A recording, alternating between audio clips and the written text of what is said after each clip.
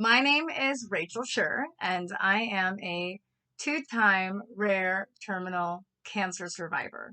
Yes, that is true. I was diagnosed with rare terminal acute promyelocytic leukemia when I was 26 and again when I was 27.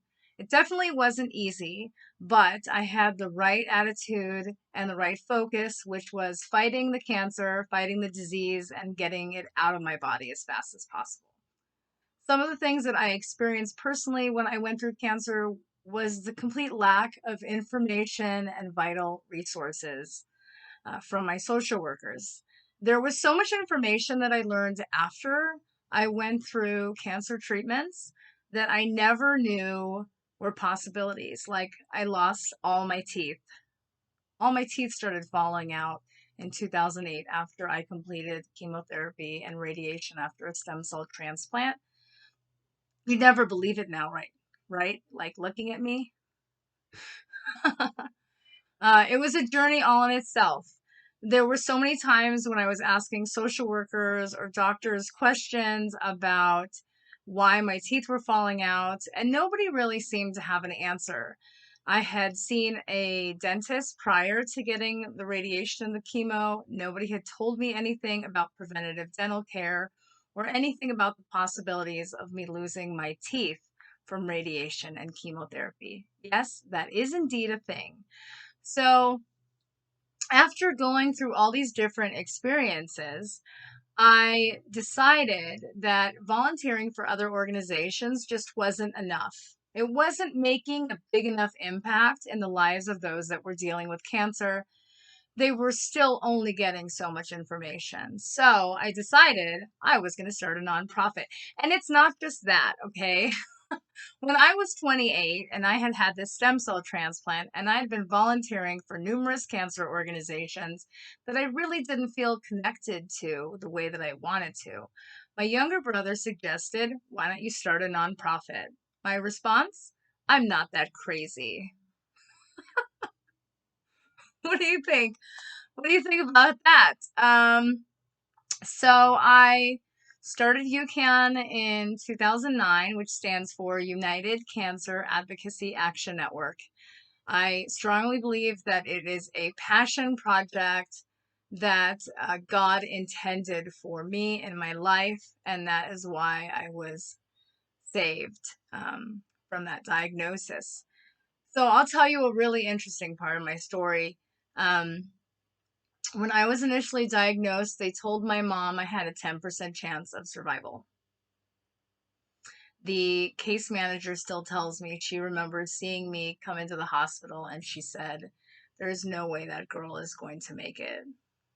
She tells me now that she calls me her miracle patient because seeing me that day, she never once thought I would ever survive that.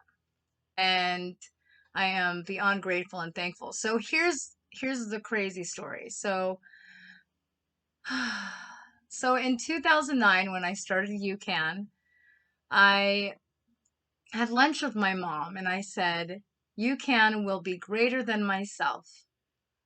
And my mom said to me, when you were dying of cancer in 2006, and I was praying to God that you would get to City of Hope and they would be able to save your life, and you were getting transported with those guys in the ambulance that were super serious when they picked you up and they pulled up to the hospital and you all came out of the ambulance laughing. And I figured, I thought to myself, man, Rachel's a fighter.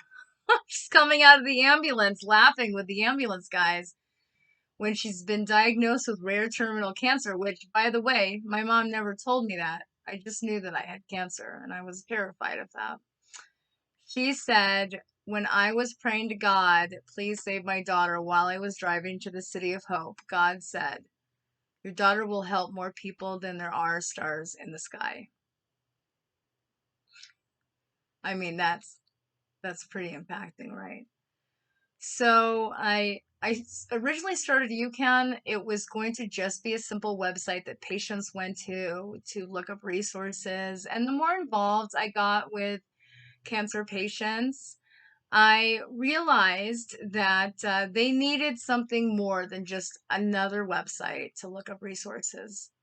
And here's the reality, folks. The reality is there are a lot of organizations that exist out there that are available to help people with cancer, but they only provide so much information. They only provide resources maybe for larger nonprofit organizations. They don't refer patients to organizations like UCAN or other smaller nonprofit organizations.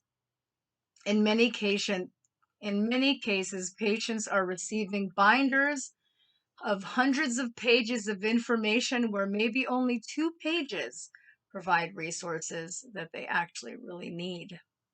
Nothing is really completely tailored or customized specifically for them. And in the case of UCAN, it is. We provide customized resources based on patient need. I talk to every single cancer patient or family member of a cancer patient that calls me. I talk to them about having hope no matter how bad the diagnosis. I talk to them about healthy eating and healthy living. I talk to them about preventative dental care and how to prevent their teeth from falling out. I talk to them about all the different resources that are available to them. I talk to them about everything you can think of. I do everything that I possibly can to help people, no matter what type of cancer they have, no matter where they live in the United States, no matter how old or young they are, and no matter what the diagnosis. I've been doing this since 2009, and I feel that a lot of the time, God is with me when I am talking to these patients to be strong for them and to teach them all the things they never get to hear from anybody else.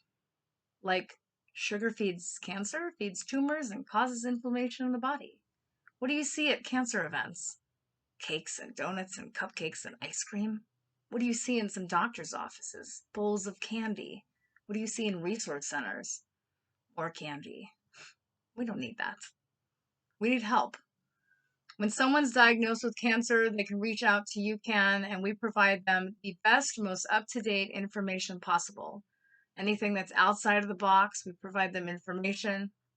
We do so much more than a lot of the bigger nonprofit organizations. And as someone who's been running this organization since 2009, I can tell you that in the past 13 years, 13 years, right? I'm trying to count.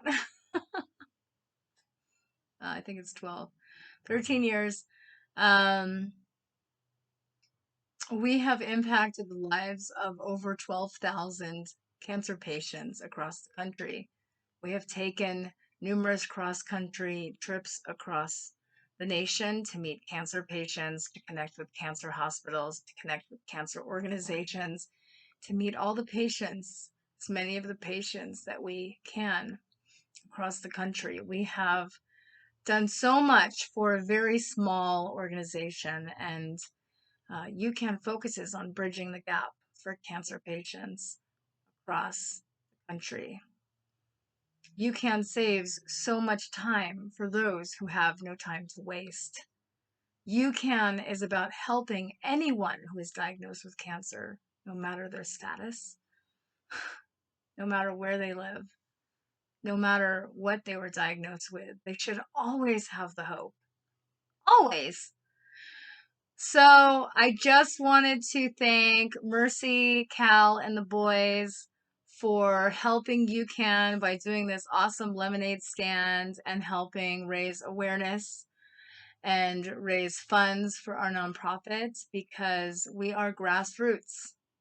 We are small but mighty. And we do everything we can to help those with cancer. So to find out more about UCAN, please go to www.ucaan.org. If you or someone you know has been diagnosed with cancer, one of the biggest things I can tell you is some of them don't want to ask for help.